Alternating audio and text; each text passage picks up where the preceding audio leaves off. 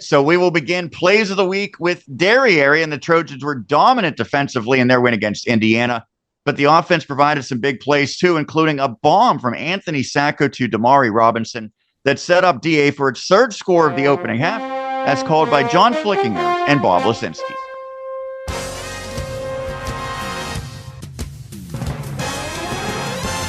What do you think here? Trips to the right, try to get part of this back and then go for it on fourth down. We'll see. Empty backfield, Sacco back. Protection, throws, Damari! Got it! Wow. Down to the 8-yard line, and Sacco threw a dime in there. Right in the breadbasket. Yeah, how did he thread that? Wow, 31-yard completion on Abbott. Just take a look at that. Steps into it. In between the corner and the safety, and Damari's able to hang on down to the 4-yard line. Outstanding execution that time. Well, the touchdowns themselves last week, Sean, actually weren't really that exciting. Derry scoring 3 of them. But that play was a big one that set up the short touchdown run. And Mike Arone joked around before the season started. He said, I'd like to add a couple of inches to Anthony. But I'll tell you what, man, he has a really strong arm. He showed it right there. And Damari Robinson in between 2 defenders pulls it down.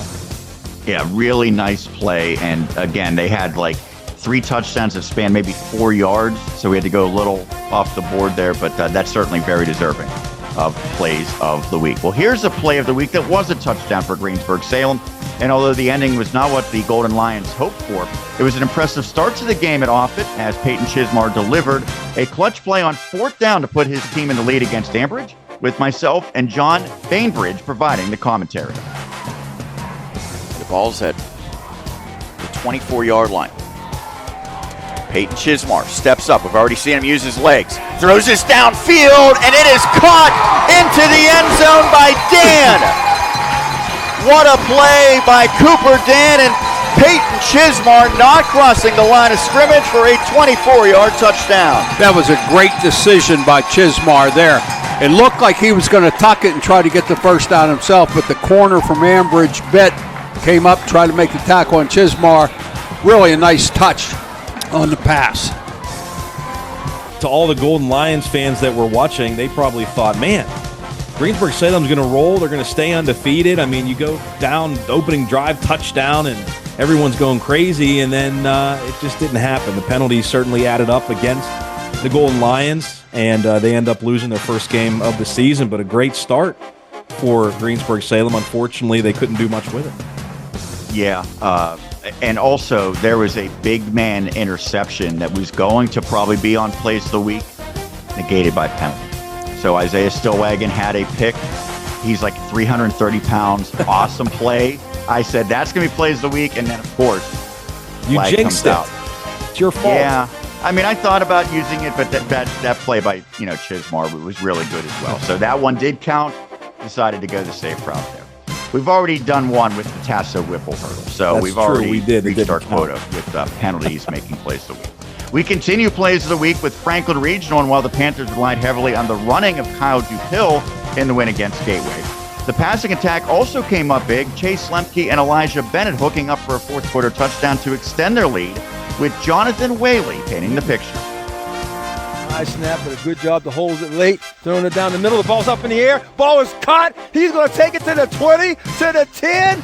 Touchdown. 65 yards. What a well-designed play. Excellent throw by Lemke against one-on-one coverage. He put it where it needed to be. Elijah Bennett gets the touchdown from 65, his third touchdown of the year.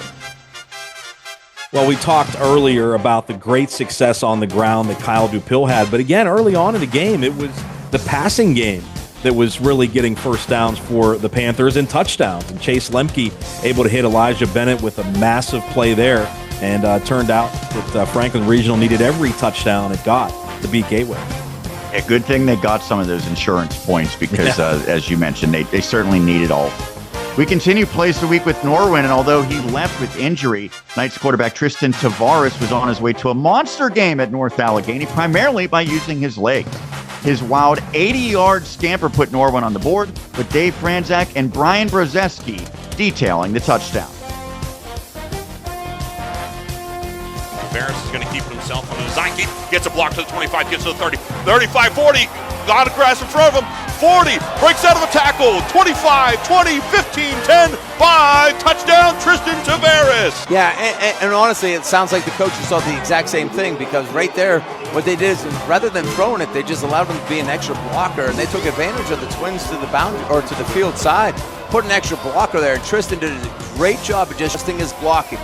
They gave him a seam, and he was able to go ahead and run through it for a touchdown there. Great run, great execution. Oh, I'll be honest with you, Sean. That's tough to listen to, knowing what ended up happening to him. Man, what that game could have been like. And hopefully, it's not as serious as maybe it sounds, but you'd hope at some point he can come back, this season. But that one was tough. You'd love to see what the game would have ended up if he would have stayed healthy. Yeah, no doubt. Still, he delivered some big plays while he was in there. Again, went over 100 yards on the ground in the first half against just a juggernaut program and NA.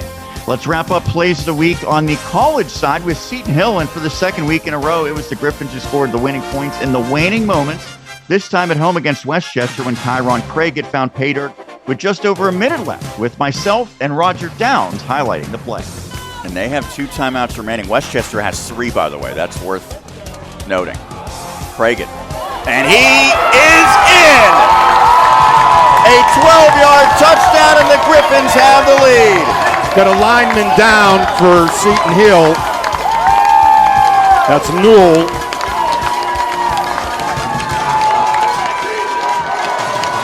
Craigett's second score of the quarter. The only concern, Roger, is did it come too quickly? Well, you know what? The Griffins are going to take it.